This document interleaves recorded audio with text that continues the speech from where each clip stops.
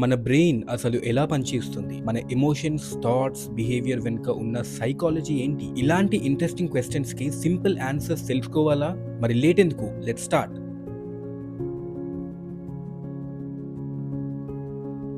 మీరు ఎప్పుడైనా రియాలిటీకి, ఇమాజినేషన్‌కి డిఫరెన్స్ కన్‌ఫ్యూజ్ అయ్యే సిట్యుయేషన్ గురించి విన్నారా? ఒక వ్యక్తికి తన మైండ్‌లో జరిగే థాట్స్ తన కంట్రోల్‌లో లేకుండా ఉంటుంటే లైఫ్ ఎలా ఉంటుంది అని ఆలోచించారా? ఈరోజు మనం మాట్లాడబోయే టాపిక్ చాలా మంది మిస్‌అండర్‌స్టాండ్ చేసే అండ్ చాలా స్టిగ్మా ఫేస్ చేసే ఒక మెంటల్ కండిషన్ గురించి. అదే స్కిజోఫ్రెనియా. 100 ఇయర్స్ కన్నా ఎక్కువ టైం నుంచి ఐడెంటిఫై చేసిన ఈ కండిషన్ గురించి ఇంకా మనకి కంప్లీట్ ఆన్సర్స్ లేవు, కానీ మనకు తెలిసిన నిజాలేంటి, సిమ్టమ్స్ ఏంటి, కాజెస్ ఏంటి, ట్రీట్మెంట్ ఉందా?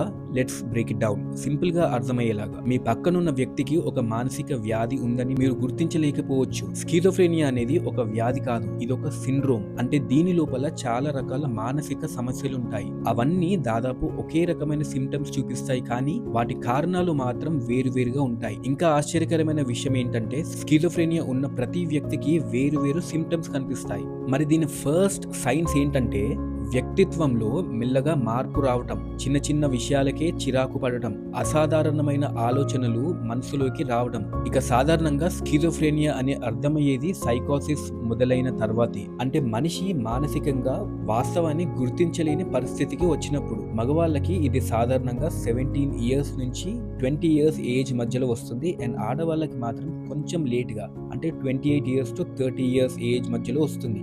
మొదటిసారి సైకోసిస్ వచ్చినప్పుడు ఏం జరుగుతుందంటే హాలుసినేషన్స్, లేనివి కనిపించడం లేదా వినిపించడం లాగా, డెల్యూషన్స్, తప్పుడు నమ్మకాలు బలంగా మనసులో నాటుకుపోవడం, డిసార్డర్డ్ స్పీచ్ అండ్ బిహేవియర్, మాటలు చేష్టలు గందరగోళంగా మారిపోవడం.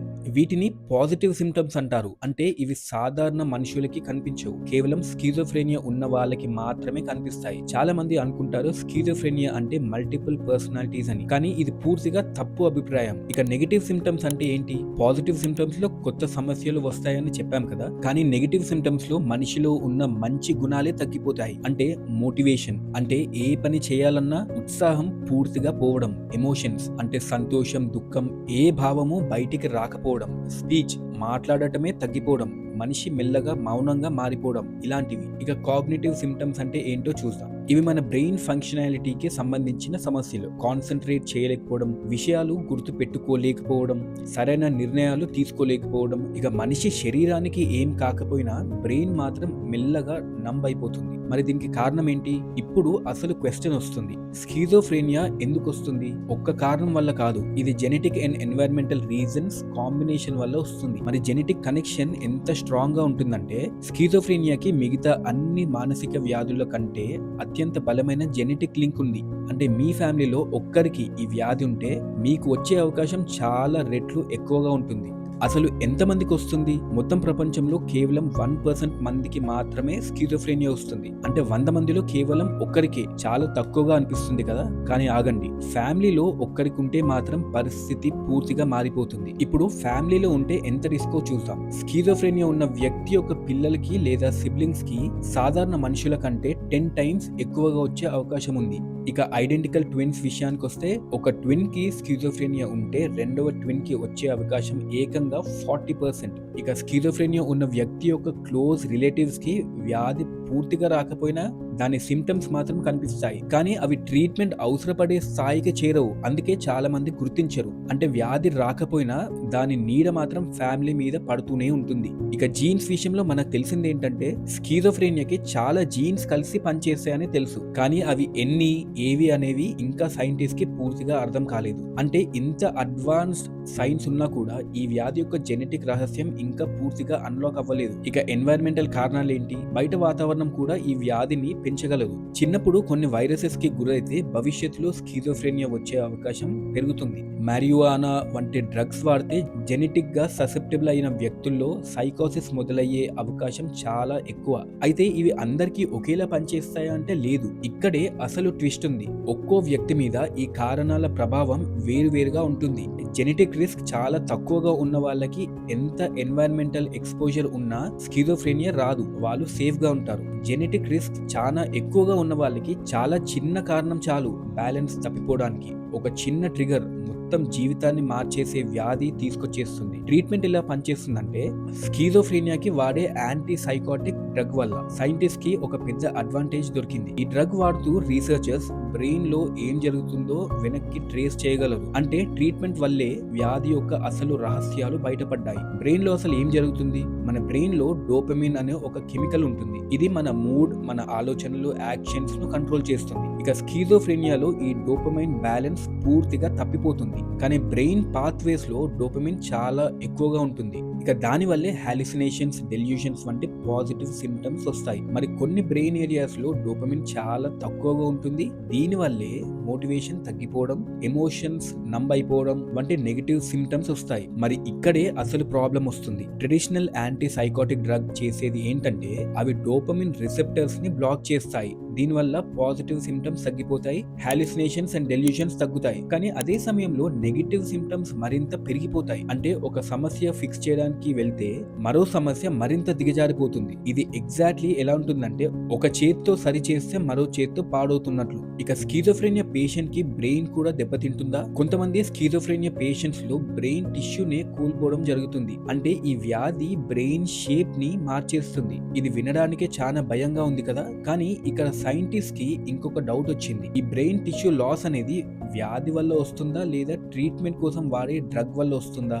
ఇంకా దానికి సరైన సమాధానం దొరకలేదు. అంటే మనం ట్రీట్మెంట్ చేసే విధానమే బ్రెయిన్ ని దెబ్బతీస్తుందేమో అనే సందేహం ఇంకా తీరలేదు. కానీ మంచి వార్త కూడా ఉంది. New generation anti psychotic drugs వస్తున్నాయి. ఇవి పాత డ్రగ్స్ కంటే చాలా తెలివిగా పనిచేస్తాయి. పాత డ్రగ్స్ కేవలం డోపమిన్ ఒక్కదాన్నే టార్గెట్ చేసేవి. కానీ కొత్త డ్రగ్ ఒకేసారి మల్టిపుల్ న్యూరో ట్రాన్స్మిటర్స్ ని టార్గెట్ చేస్తాయి. అంటే డోపమిన్ తో పాటు సెరోటోనిన్ వంటి మరిన్ని బ్రెయిన్ కెమికల్స్ ని కూడా బ్యాలెన్స్ చేస్తాయి. కానీ పూర్తిగా పర్ఫెక్ట్ కాదు. ఇక ఒక్క న్యూరో ట్రాన్స్మిటర్ అన్ని సిమ్టమ్స్ కి కారణమని అనుకోవడం తప్పు. ఈ డ్రగ్స్ మొత్తం బ్రెయిన్ మరియు బాడీ అంతటా పనిచేస్తాయి కాబట్టి వాటి వల్ల కొన్ని సైడ్ ఎఫెక్ట్స్ కూడా వస్తాయి.